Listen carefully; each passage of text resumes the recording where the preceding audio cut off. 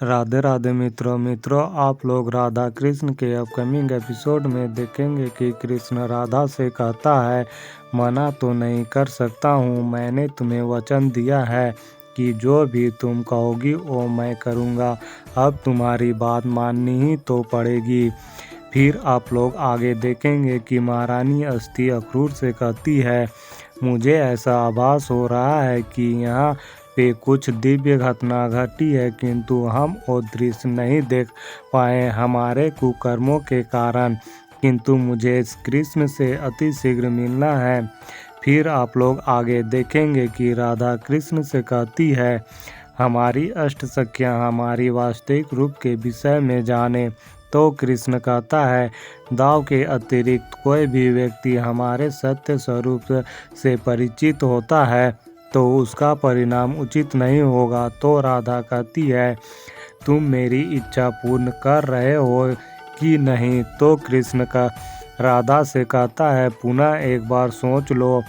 तो राधा कहती है, मैंने पुनः सोच लिया है, अष्ट सखियाँ हमसे कितना प्रेम करती है और वो हमारे लिए कुछ भी कर सकती हैं। इसी प्रेम भक्ति के प्रसाद स्वरूप उन्हें हमारी वास्तविक रूप के विषय में ज्ञात होना चाहिए ना। मान जाओ ना कृष्ण, उनके प्रेम के सम्मान के लिए उन्हें हमारी लक्ष्मी नारायण स्वरूप का दर्शन देने चाहिए। तो कृष्ण कहता है, यदि तुम्हारी यही इच्छा है तो पूर्ण करते हैं तुम्हारी इच्छा। फिर कृष्ण अंतर्मन से बलराम को कहते हैं, अष्ट सखियों को अभी इसी क्षण हमारे पास ले आए।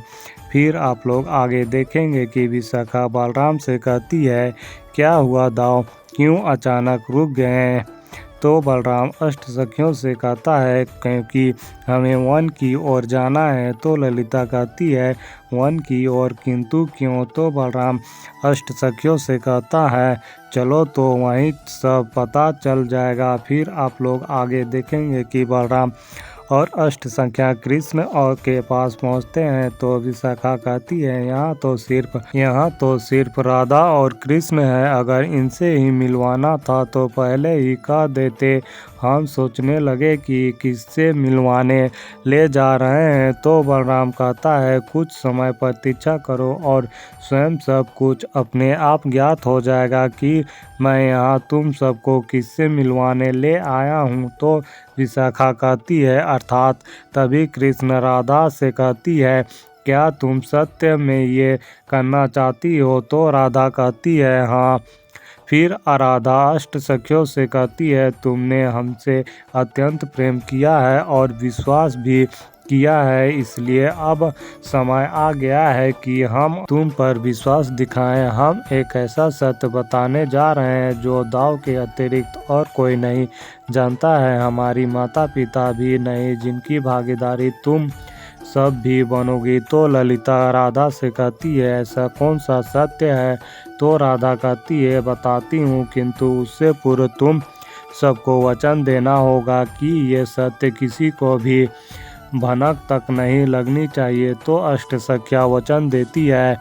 फिर राधा कृष्ण अपने वास्तविक रूप में आते हैं और राधा कहती है, यही हमारा वास्तविक रूप है सखियाँ। तो ललिता कहती है, धन्य हो गए हम सब आपके दर्शन पाकर, और ये आभास है कि आप हमारे साथ हो। फिर आप लोग आगे देखेंगे कि लक्ष्मी नारायण स्वरूप वापस राधा कृष्ण के रूप में आ जाते हैं और कृष्ण अष्ट सखियों से कहता है, सखियों उठ जाओ, आप सबको नहीं लगता है कि एक ही दिन में बहुत कुछ घटित हो गया है? अब मुझे लगता है कि हमें वापस जाना चाहिए।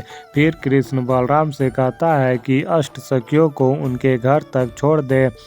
फिर बलराम अष्ट सखियों को लेकर वहां से जाते हैं। तो कृष्ण राधा से कहता है, ये इच्छा तो तुम्हारी पूरी हो गई, अब देवी पार्वती और महादेव से भी मिल लेते हैं, हमारी प्रतीक्षा कर रहे होंगे।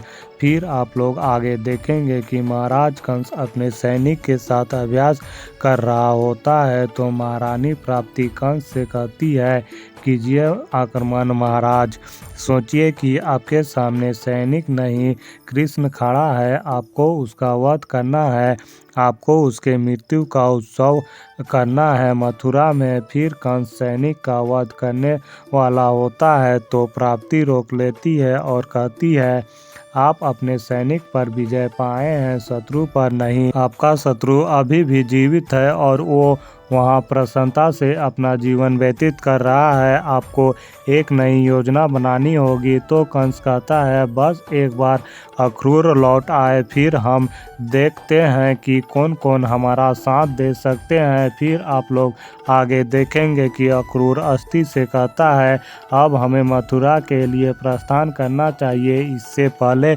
कि महाराज को पता चले कि हम यहाँ आए थे कृष्ण के भेंट करने के लिए। हो सकता है कृष्ण यहाँ आया ही ना हो। तो अस्थि कहती है, ये मेरा भ्रम नहीं है, मेरा हृदय कहता है कि कृष्ण यहाँ आया था। तो मित्रों, इस वीडियो में इतना ही। मित्रों, आप लोगों को आगे और भी बहुत कुछ देखने को मिलेगा। तो मित्रों, जल्द मिलता हूँ और एक नई वीडियो के साथ। तब तक के लिए राधे राधे।